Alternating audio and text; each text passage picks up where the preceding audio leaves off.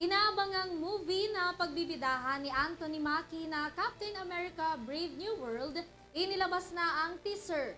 Para sa kabuuang detalye ng balita mula kay Sam Martos.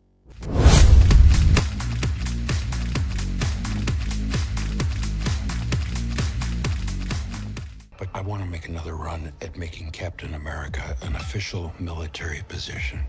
And if we disagree on how to manage a situation, then what happens? Work with me. Yan ang bagong teaser na ipinasilip ng Marvel Entertainment sa kanilang YouTube account. Pinamagatan itong Captain America Brave New World.